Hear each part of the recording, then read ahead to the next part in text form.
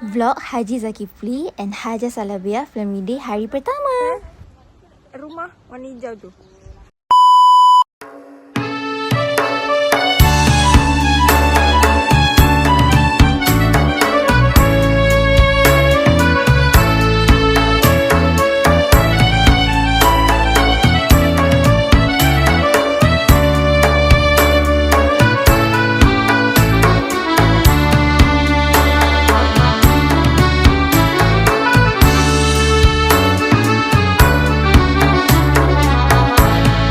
Batu belah di tepi pantai,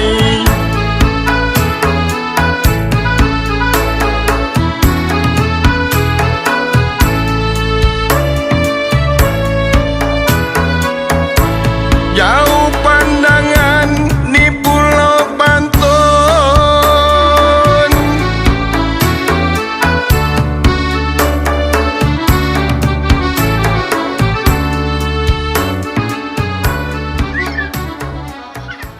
House tour tak habis sebab tak sempat.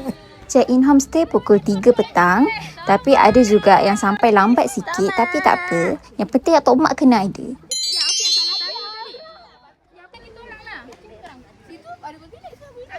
You're captain.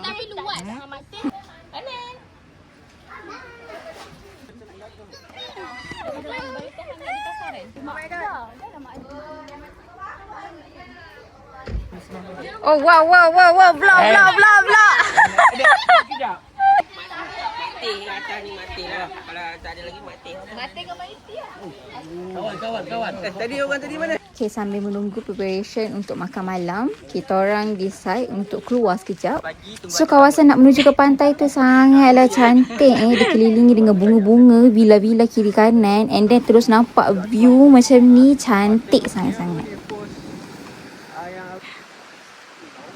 So, ni family yang sampai pada waktu malam, which is Pakcik Rashid dengan Mak Iti. Wow, orang jauh! Udah!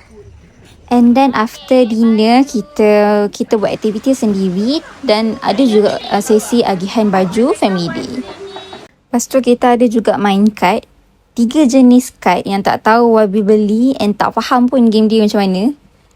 Even berapa kali explanation pun dia macam blur-blur sikit. Tapi tak apalah, kita main je lah walaupun tak faham.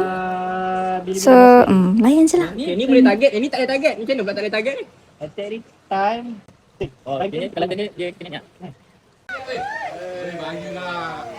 Masa semua tengah sibuk, boleh pula budak-budak ni naik dekat atas. Tak ada orang nampak. Sekali dah nampak, habis semua marah. Termasuklah dengan Pak Main tu yang paling menggarang sekali.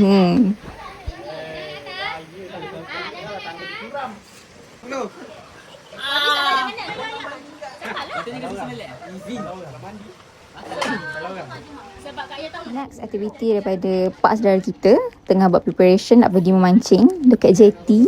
Dekat je, keluar je daripada homestay kita orang. Dalam a few minutes terus sampai dekat depan tu je jetty. Semoga ada habuan.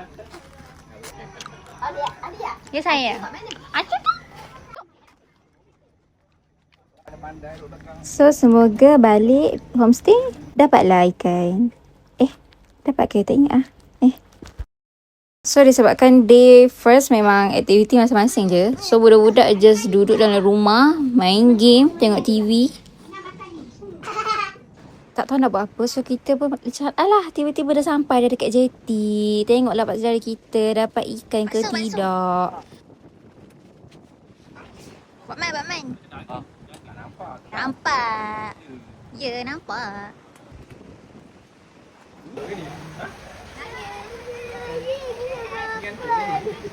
Abang buat apa tadi? Apa jangan botak? Apa botak? Adik. Adik botak tak?